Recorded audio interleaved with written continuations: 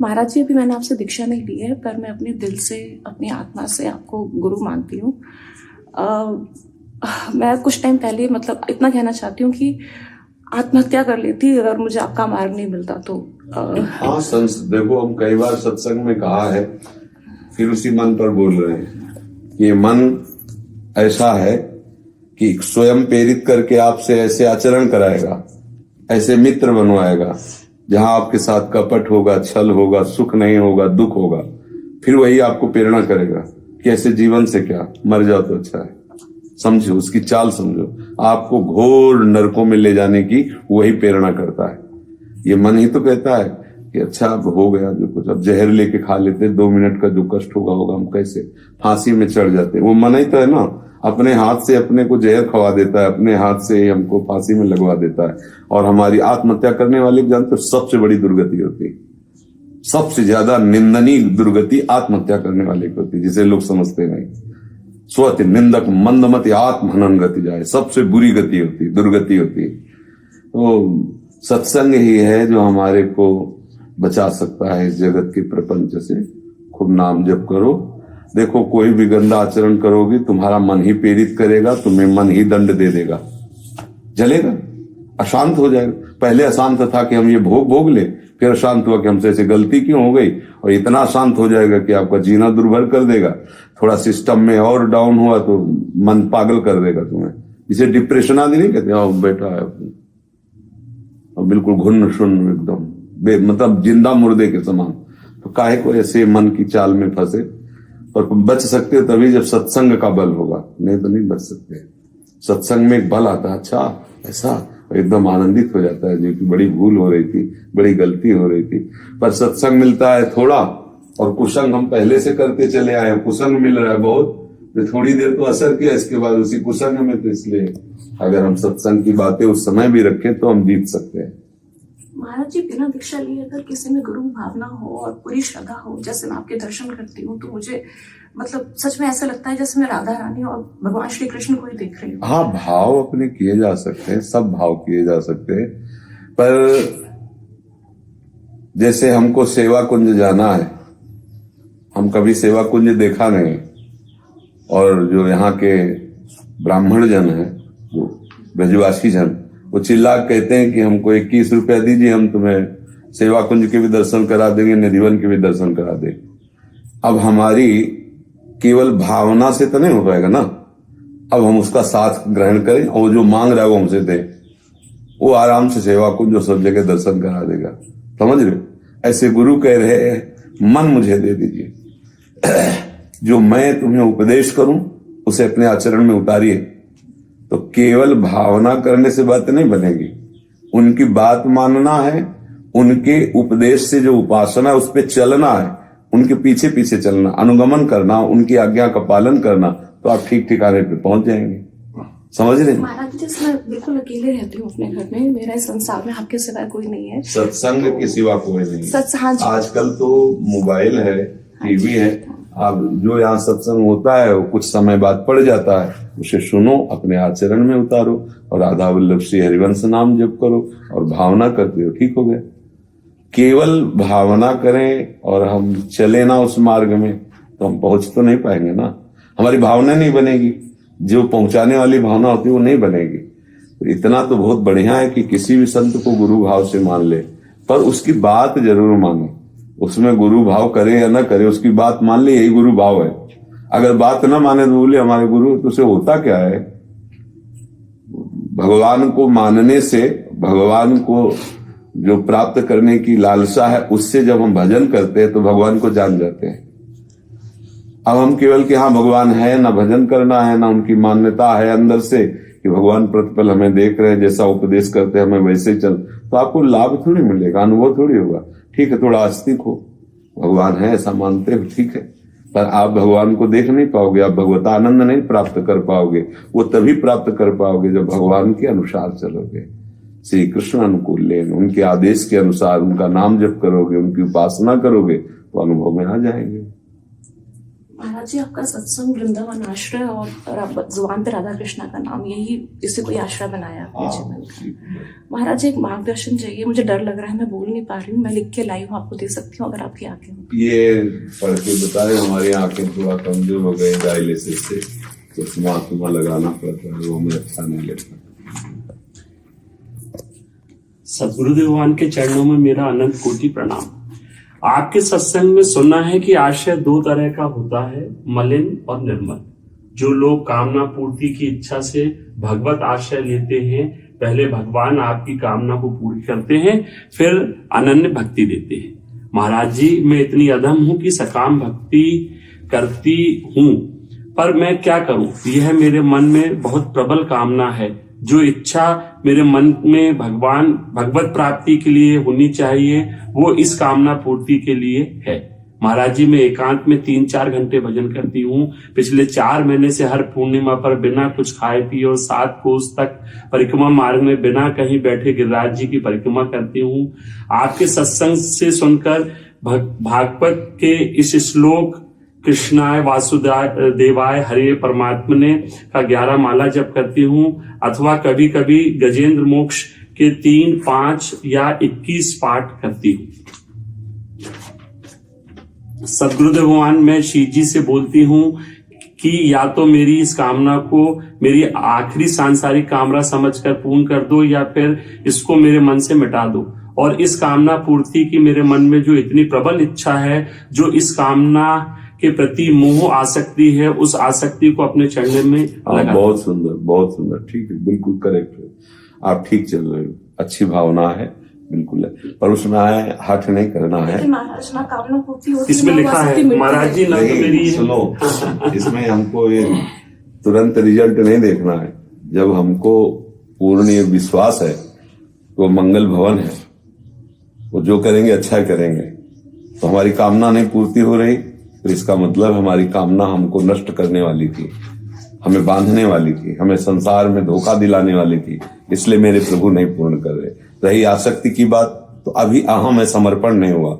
जब तक वो अहम रहेगा तब तक ये जलाती रहेगी, आपको रुलाती रहेगी, और जब अहम चूर चूर हो जाएगा तो ये हवा हो जाएगी, पता ही नहीं चलेगी। समझ लो, जब तक अहंकार है तब तक ये तुम्हें जलाती रहेगी, रुलाती रहेगी, बार बार आपके मुख से निकालवाना चाहती है कि मैं प्रभु आपकी शरण में हूं, त्राहिमाम रक्षा करो, प्रभु मेरी रक्षा करो, बार बार बार बार। अहम जब चूर हो जाएगा तो एकदम शांत हो जाएगा, एकदम शांत हो जाएगा। पर चल ठीक रही हो, ऐसी भाव, कोई गलत कदम मत उठाना, कोई अपने आप मनमानी मत करना।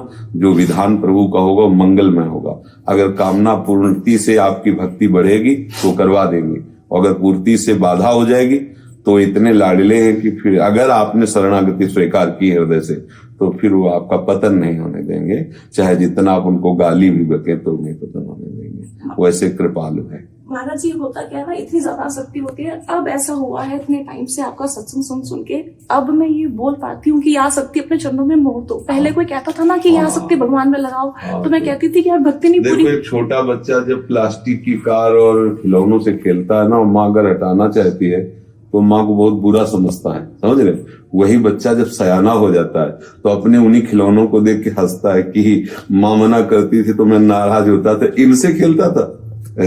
कैसा मैं बालक था, वो खुद सोचता है। अब जैसे जैसे सत्संग से आपके अंदर विवेक आएगा, आप अपनी बात पर खुद हंसेंगे कि मैं प्रभु से क्या मांग रही थी, क्या चाह कर रही थी। जैसे जैसे आपका ज्ञान प्रकाशित होगा, अभी हम सब बच्चे ही तो हैं, ये माटी के खिलौनों को खेल करके सुखी होना चाहते हैं, सब माटी के खिलौने ही तो है। कब कौन सा खिलौना फूट जाए, ये कोई सच्चिदानंद खिलौना थोड़ी। और हम इसी को भगवान की कृपा मानेंगे कि हमारे को हमारे अनुकूल खिलौने मिल जाए। वो छोटा बच्चा जैसे ले कि मम्मी मुझे गुनगुना चाहिए, अब नहीं मुझे, वो कह रही दूध पी लो, आप हमारी गोद में, नहीं मुझे वही चाहिए, तो क्या करे फिर वो हट करके वात्सल्य मैया तो दे देती कि खेलो। और जब उसको खेलने में सुख नहीं मिलता तब फिर माँ की गोद की तरफ दौड़ता है। तो प्रभु ऐसी माँ है वो खेलने में समय ही नष्ट नहीं होने देते। नहीं, नारद जी ने श्राप दे दिया, स्वीकार कर लिया, लेकिन उन्हें खेलने के लिए खिलौना नहीं दिया। पढ़ के देख लेना चरित्र, बहुत कृपाल है प्रभु। अगर ऐसा विधान वो देख रहे कि आपकी मांगी हुई जो कामना है उससे आपकी भक्ति में बाधा नहीं पड़ेगी, आपको क्या पता। मतलब किसी भी व्यक्ति वस्तु स्थान को समझ रहे, अगर ये मिल जाए तो मैं सुखी हो जाऊं, तो पता नहीं वही तुम्हारे दुख का कारण है, तुम जान नहीं पा रहे, और प्रभु सर्वज्ञ है, वो नहीं होने देंगे, क्योंकि आप उनकी शरण ले लिए हो। आप अल्पज्ञ हो लेकिन वो तो सर्वज्ञ है ना। तो हमको ऐसी भावना प्रभु के चरणों में रखनी चाहिए, जैसे रखोगे प्रभु मैं आपकी ही हूं, पूरी करो, मिटाओ ना मिटाओ, बस मैंने तो ठान लिया अब मैं आपकी हूं, तभी आप पार पाओगे। लेकिन माया ऐसे ऐसे आपके अंदर संशय पैदा करती रहेगी कि वासना भी नहीं मिटी और भोग भी नहीं मिले और प्रभु भी नहीं मिले तो जीवन ही बर्बाद हो गया। ऐसा नहीं है। महाराज जी, आप कहते हैं मोह ममता जो है ये बहुत दुख का कारण है, मुझे क्षमा करना। मेरे मन में एक प्रश्न है, अगर गलत कह रही हूँ तो पहले ही माफी मांगती हूँ। जैसे हम रामायण पढ़ते हैं या अपने शास्त्र देखते हैं महाराज, उसमें सब मोह ममता ऐसा लगता है जैसे राम जी को सीता जी के तुम्हारे अंदर है, तुम्हारे अंदर, इसलिए तुम्हें दिखाई देता। राम जी को सीता जी से ममता है क्या? सीता जी कैसी भक्त हैं पहले ये देखो। भगवान भक्त से प्रेम करते हैं ना, सीता जी कैसी भक्त हैं। नाम पहारू दिवस निशि, ध्यान तुम्हार कपाट, लोचन निज पद्र जंत्रित जाहि प्राण के बाट। अगर प्रभु का स्वभाव है, अगर तुम 10 बार कृष्ण कृष्ण बोलोगे तो 1000 बार वो तुम्हें याद करेंगे, वो तुमसे पीछे नहीं है। तो अगर सीता जी प्रभु से ऐसा प्रेम करते हैं तो प्रभु भी ऐसा प्रेम करते। हे खग हे मृग हे मधुकर श्रेणी, तुम देखी सीता मृग नैनी है। सारा संसार राम राम सुमिरता है और राम जी भरत जी का सुमिरन कर रहे हैं जब प्रयाग में स्नान करें। भरद्वाज जी से भरत जी पूछते हैं क्या प्रभु हमको प्यार करते हैं?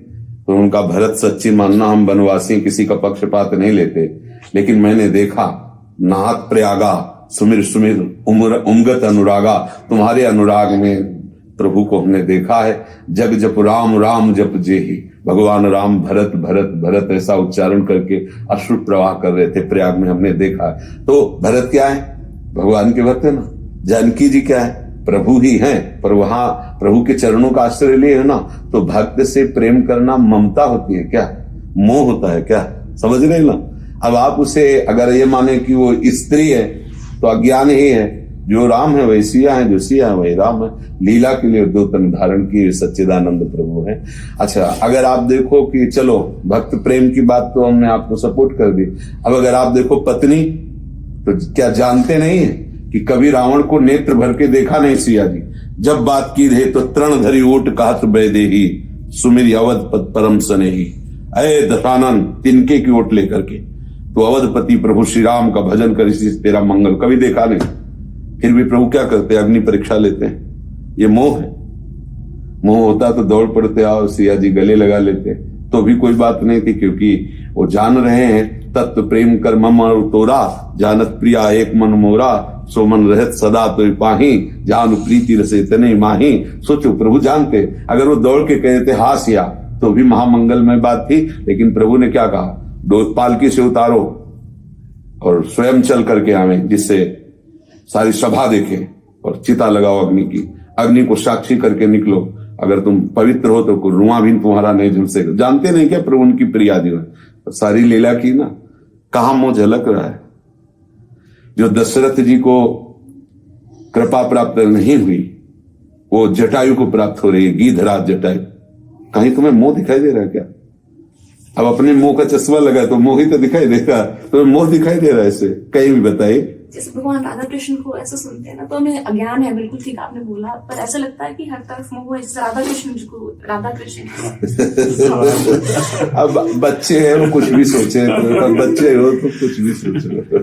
चलो गुरुदेव, अभी आप स्वप्न में आए थे कुछ समय पहले और आपने बोला था मुझसे कि अब तू तैयारी कर ले, तेरा प्रारब्ध आने वाला है, और आपने 30 तारीख भी बताई थी गुरुदेव। देखो बच्चा, बात इसमें है कि हमारी स्वामिनी है श्री श्यामा जी।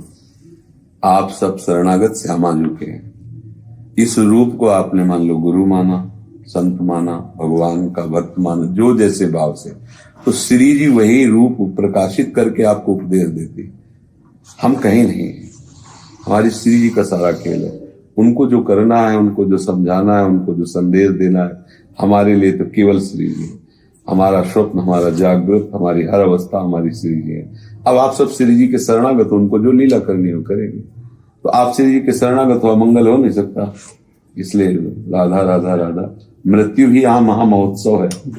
मृत्यु जिसके लिए लोग अमंगल, मरने से सब जग डरा मेरो मन आनंद, कब मरियो कब भेटियो पूरन परमानंद। मृत्यु ही मंगल है, यहाँ मृत्यु भी भगवान का स्वरूप है। भगवान ने कहा ना, भय देने वालों में सबसे बड़ा मैं मृत्यु हूं, भगवान कह रहे ना। तो समझो, जब मन भगवान है तो मृत्यु भी भगवान है। भगवान का आलिंगन करने से डर थोड़ी लगेगा, मृत्यु रूपी भगवान आके। तो हमारा मंगल क्या हो सकता है? अब हमारा बचा क्या है? अगर शरणागत हो तो तन मन धन प्राण सब उनको समर्पित है, वो अपनी समर्पित वस्तु कभी ले लें, धरोहर है कभी ले लें। जैसे हम आपको 5,000 रुपया दें तो आप कभी उन 5,000 रुपया में ममता नहीं करेंगे, कभी खर्चा करने की नहीं सोचेंगे। अगर ईमानदार आदमी सोचेंगे कि तो प्रभु की है, गुरुदेव की है, जिस समय फोन आ जाएगा उसी क्षण में पहुंचाना पड़ेगा। तो ऐसे समझ लो, ये शरीर संबंधी भोग, शरीर संबंधी रिश्ते नातेदार, ये सब प्रभु की संपत्ति है, तुम्हारी नहीं है। जिस समय जहां जो जिसको हटा लेंगे, तुम्हारे रोने धोने से कोई फर्क नहीं पड़ेगा। तो उनकी वस्तु है, तो अब हम क्यों चिंता करें कि पता नहीं कोई अमंगल हो जाए, कोई प्रारब्ध। हमारा प्रारब्ध क्या बचा है? हमारा प्रारब्ध श्री जी है, हमारा वर्तमान क्रियमाण भी श्री जी है, हमारा संचित भी श्री जी है। अब श्री जी के सिवा हमारा कोई नहीं। शुद्ध शरणागति पे उतरो तो कोई भय ही नहीं रह जाएगा। हमारे पास कुछ है नहीं जो नष्ट हो, हमारे पास जो कुछ है सब अविनाशी है, क्योंकि हमारी जो कुछ है वो सब श्री जी है। बस अभी क्या है, अपने लोग बहुत कचाई पे है, इसलिए डर लगता रहता है कि कोई ऐसा अशुभ प्रारब्ध ना आ जाए। ऐसा एक बात और समझ लो, कोई संकेत करे या न करे, अब हमारी थोड़ी बात कड़वी निकलेगी, तुम मरोगे हम मरेंगे, ये सारी सृष्टि नष्ट होगी, उसका समय है। अब उसके लिए न किसी का आशीर्वाद काम करेगा, न किसी का यहाँ जादू काम करेगा। तुम भी मरोगे हम भी मरेंगे, सब यहाँ मरण धर्मा है, सब कुछ नष्ट होगा। ये दिमाग में बैठा लो अगर भगवत मार्ग में चलना चाहते हो। संसारी बैठालते नहीं, यद्यपि वो भी जानते हैं, जब किसी का 100 ले जाते हैं तो वो गाते हैं राम नाम सत्य है, सत्य बोलो। अब ये गा तो रहे कि गति केवल राम नाम ही है, यही सत्य है, पर फिर उसी प्रपंच में फंसे। उनको ज्ञान नहीं हो रहा कि आप क्या बोल रहे हो जाते समय कि यार सत्य है तो भगवान का नाम है और यही परम गति है। पर कहा समझ में कहां पाया उनको? तो ठीक से समझ लो कि यहां जो कुछ है सब नाशवान है। बस आप आए हो अपने सच्चे कर्म करके, भगवत अर्पित करके भगवान को प्राप्त हो जाओ। बस यहां कुछ टिकेगा नहीं, चाहे जितना दान पुण्य कर लो। जिस लड़के को जिस समय जाना है उस समय जाना है, जिस अंग को आपको जाना वो अंग चला जाएगा, आप नहीं रोक पाओगे। जिस समय जिस वस्तु को नष्ट होना वो नष्ट हो जाएगी, फिर क्या परवाह करना, जिस समय जो होना हो ही जाएगा। राधा राधा राधा। हमें दुख होता है कि अभी मान लो आ जाए कि 5,000 करोड़ की बिल्डिंग गिर गई, दुबई में गिर गई, आपको क्या लगेगा? यार कितने तुम पागल हो, हम बैठे हैं सत्संग में, तुम बात कर रहे हो 5 करोड़। अगर आपका 5,000 का कोई कमरा दरक गया है ना और फिर बताया जाए कि अभी 5,000 का, तो अच्छा आपके होश खराब क्यों? क्योंकि वो आपका था, वहां आपका कोई था नहीं। मानने से ही तो है ना कि ये मेरा है। बस ये सब कुछ प्रभु का ऐसा मान लो तो अभी गिर जाए अभी बन जाए, आपको कुछ फर्क नहीं पड़ेगा। न हर्ष होगा न शोक होगा, वही महात्मा है जो द्वंद्वों से ऊपर उठा हुआ है। बस ये बात समझना है, पर बहुत कठिन समझ है। अगर ये आ गई तो फिर क्या खेला है। अगर व्यवहारिक दृष्टि से देखे तो भाई क्या बात है, यही। लेकिन परमार्थिक दृष्टि से देखे तो लाभ क्या मिल रहा है? अहम ही तो कुछ हो रहा है। परमार्थ का लाभ तभी है जब अहम गलित हो जाए।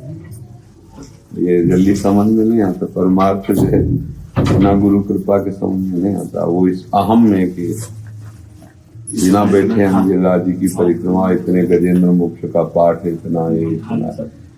अब ये सब करते हुए और कह जैसे है नहीं कि हमारी कामना पूर्ति नहीं होती, हमारी आसक्ति, क्योंकि कामना जहाँ है, आसक्ति जहाँ है, उस अहम को तो आप और पोषित कर रहे हो। महल तो और बढ़िया बना रहे, तो ये सब विकार उसी में तो रहते हैं। अब ये रात से समझ में थोड़ी आता।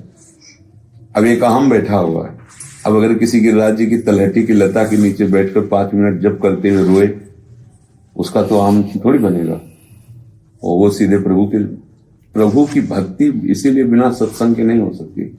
बिना संत महात्माओं के वाणी के अनुसार चलने के सिवा कोई रास्ता नहीं बचता। उसे आम में पुष्ट हो रहा है सभा में कि ऐसा ऐसा हम ऐसा हम ऐसा। क्रियाओं से कुछ नहीं होता, कुछ नहीं होता, ये बात समझ लीजिए। क्योंकि आप कहोगे कुछ क्यों नहीं होता, तो क्रियाओं से शुभ होता है। तो आपसे बहुत अशुभ तो हो रहा है ना, तो शुभ अशुभ के पचड़े में तो हम फंसे हुए हैं, कभी दुख कभी सुख, कभी सुख कभी अशुभ। अरे कोई ऐसा मार्ग पकड़ो जिससे ये दोनों नष्ट हो जाए और सदैव आनंद बना रहे, पाप और पुण्य दोनों नष्ट हो जाए, शुभ और अशुभ दोनों नष्ट हो जाए। अशुभ जो है वो लोहे की जंजीर है और शुभ जो है सोने की जंजीर है, लेकिन बांधने का काम तो दोनों कर रहे हैं। मुक्त तो हम हुए नहीं ना, पर ये मुक्त होना कौन चाहता है? सबका प्रयास ये रहता है कि हमसे ऐसे दान्य पुण्य बन जाए कि जो हम पाप करते हैं वो नष्ट हो जाए, हमें कभी दुख ना हो। असंभव। अगर शुभ का कर्म जो आपने किया है उसका फल है, तो अशुभ जो कर्म किया है वो बिना फल दिए नष्ट नहीं होगा। अवश्य में भोक्तव्यम कृतम कर्म शुभाशुभम, भगवान की वाणी है। अगर बचा जा सकता है तो एक ही उपाय है, भगवान की शरण में हो जाओ, तो वो दोनों खत्म कर देंगे आपकी, न शुभ न अशुभ। शुभ में जैसे स्वर्ग आदि लोग गए, अशुभ में नरक आदि गए। शुभ अशुभ दोनों का बचाव पक्ष रहता है, तो यहाँ गए मृत्यु लोक में आ गए, अलग अलग लोक का। और भगवान की शरण में होकर के हमसे जो भी शुभ अशुभ बने या बनेंगे, वो करुणा निधान तो गुण अवगुण जितने भी हैं वो हमें बांध नहीं सकते, क्योंकि हम प्रभु की शरण में फिर वो सम्मान करते। ये बात समझ में जल्दी आती है। हम मन के द्वारा प्रेरित होकर शुभ कर्म भी करते हैं, बड़े बड़े हत्यारे भी शुभ कर्म करते हैं, वो देवी में घंटा चढ़ाते हैं, ऐसा वैसा सब। कोई बड़े बड़े चोर डाकू ये भी तो शुभ कर्म करते हैं। ऐसा नहीं कि कोई भी सृष्टि में नहीं जिससे केवल शुभ हो या केवल अशुभ हो, ऐसा नहीं हो सकता। प्रकृति है 3 गुणों के द्वारा बनी, सतोगुण रजोगुण तमोगुण। तो बड़े बड़े जो शुभ कार्य करने वाले, जब तमोगुण आता है तो उनसे भी अशुभ बन जाता है, जब रजोगुण आ जाता है उनसे भी भोग चेष्टाएं हो जाती है, क्योंकि गुण धर्म का प्रभाव है। भगवान की भक्ति इन गुणों से ऊपर उठा देती है, त्रिगुणातीत कर देती है। अब वो एक रस है, अब वो गुणों के प्रभाव से विचलित नहीं हो सकता। जब वास्तविक भक्ति आ जाएगी, अब उसे कोई बांध नहीं सकता, तभी वो आनंद में रहता है। पर इस आनंद को पाना कहां कोई चाहता है? अंदर की बात बता रहे हैं, लाखों में एक की बात हम नहीं कहते, लाख में नहीं, लाखों में एक की बात हम नहीं कहते, बल्कि सबकी बात कह रहे हैं कि हमारे शुभ कर्म हो। शुभ कर्म का फल ये हो कि जो हमारी वासना से अशुभ कर्म हो रहे हो वो क्षमा हो जाए, वो गलती क्षमा हो जाए, और मैं कभी दुख ना पाऊं, जैसा चाहूं वैसी सुविधा बनती रहे, बस बढ़िया सुख पूर्वक जीवन हो। ये लाखों में एक की बात नहीं, सबकी बात है। एक कोई ऐसा होगा कि चाहे जितना कष्ट मिले बस इस जन्म में प्रभु मिल जाए। मैं मुक्त होना चाहता हूं, झंझट से मुक्त होना, ये छल कपट रूपी संसार से मैं मुक्त। कोई बिरला एक होगा, नहीं तो लाखों की अंदर की भावना यही होती है कि आप जो कहो मैं करने के लिए तैयार हूं, हमारा परिवार सुखी रहे, हम जैसा चाहते हैं वैसा हम जिए, हमें कोई दुख ना आवे, कोई परेशानी ना आवे। ये जो लाखों की भीड़ लगती है ना, ये उसी में लगती है, लाखों की भीड़। हम तुम्हें ऐसा मंत्र देंगे कि धनवान हो जाओगे, हम तुम्हें ऐसा मंत्र देंगे कि कोई दुख स्पर्श नहीं करेगा, और उसी से पूछो उस मंत्र देने वाले की जो ठेका ले रहा है कि तुम्हारी इच्छा धन के है कि नहीं। अगर इस मंत्र से धनवान ऐसे हो जाते कि इच्छा न होती तो आप पहले हो जाते। अगर आपके पास ऐसा कोई मंत्र है कि आपको दुख ही नहीं मिलेगा तो आपको तो कभी होना ही नहीं चाहिए था, आपके पास तो कई मंत्र होंगे। लेकिन इस मार्ग में जो सच्चे मार्ग के पथिक होते हैं वो यही उपदेश करते हैं, यथा लाभ संतोष सदा काहू सो कछु न चाहूं। चाहे जैसी परिस्थिति हो, मुझे सहने की ताकत मिले और उस परिस्थिति में मैं प्रभु को भूलू ना, कभी गलत काम न करूं और सच्चे मार्ग का पथिक बनूं। चाहे जितना कष्ट मिले, मुझे इसकी कोई परवाह नहीं, वो सच्चे मार्ग का पथिक होता है। पर ऐसा कहाँ मांगा जाता है? सोचो ना, सब सोचो, अपने सब इसी विधान में लगे कि जो हम चाहें वो होना चाहिए। सच्चे मार्ग का पथिक अपनी चाह को प्रभु को समर्पित कर देता है। बात देख लो प्रभु, अब हमारा तो हो गया, जो कुछ होना था हमसे नहीं हो पाएगा, आप ही हमारे हो, हमारी चाह कभी पूर्ण न हो, आपकी चाह की सदैव जय हो, आप जैसा चाहो वैसा ही हो, और ये मैं स्वीकार करूं, मुझे आप चाहिए। अब ये कोई लाखों में एक चाहता है, कोई लाखों में।